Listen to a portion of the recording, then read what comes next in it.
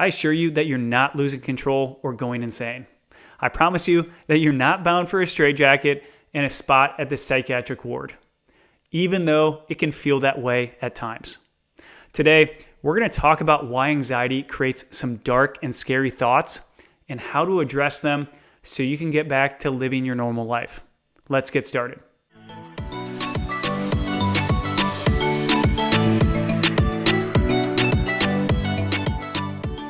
Hey friend, before we jump in, I want to let you know that recovery is just around the corner. Every day, I mentor clients from severe anxiety back to a normal and healthy life. I take them through a step-by-step process which allows them to lose their fear of anxiety and desensitize their nervous system. It's an unbelievably effective and proven system, and I've put it in the link below. It's called the 5-Step Cure to Anxiety and Panic Attacks. It's absolutely free, and I'm giving it to you for joining me here today. All right, dark thoughts can be really terrifying. If you're anything like me and most of my clients, you might be wondering to yourself, what kind of person would have these thoughts?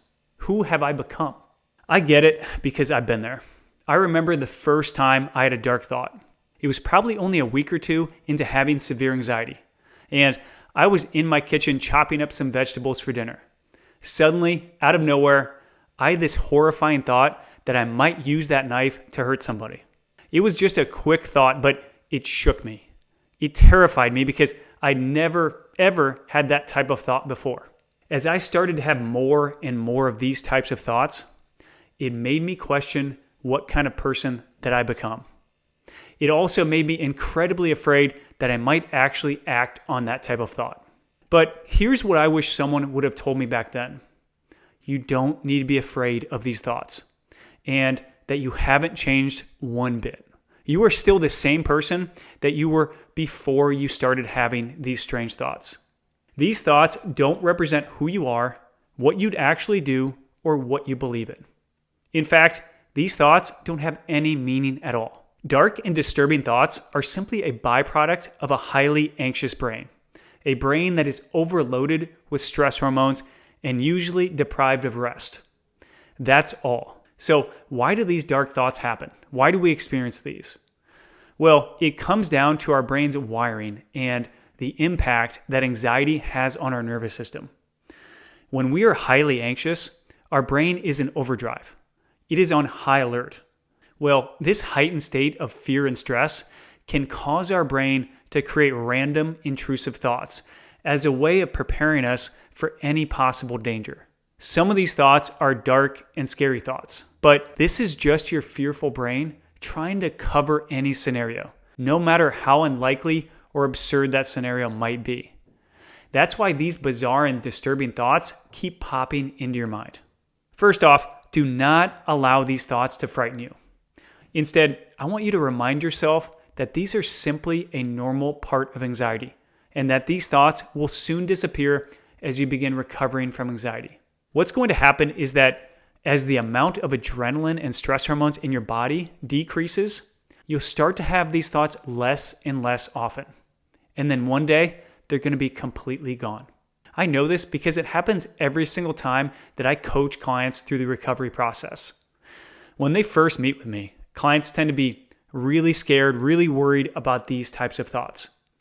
But at some point, as they progress through recovery, I ask them how often they're having these dark thoughts. Their reaction is almost always the same.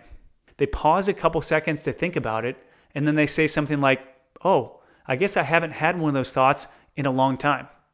In other words, they've stopped having these thoughts without even realizing it. Okay, how do you respond to these thoughts? What I want you to do is dismiss these thoughts. And then here's the key. I want you to make light of that thought. For example, let's go back to the frightening thought that I had with the kitchen knife. After having that thought, here's how I should have responded. I should have dismissed that thought and made light of it. I could have done that with saying something like, "Who cares? I do have some pretty creative thoughts though. I could probably be a great director of horror movies in Hollywood." Or another response could be, "Who cares? I bet Stephen King would be envious of my plot twists." What we're doing is we're addressing and responding to that dark thought when we say, "Who cares?" Then, by saying something like, I could be a great director of horror movies in Hollywood, we are finding amusement and even humor in that dark thought.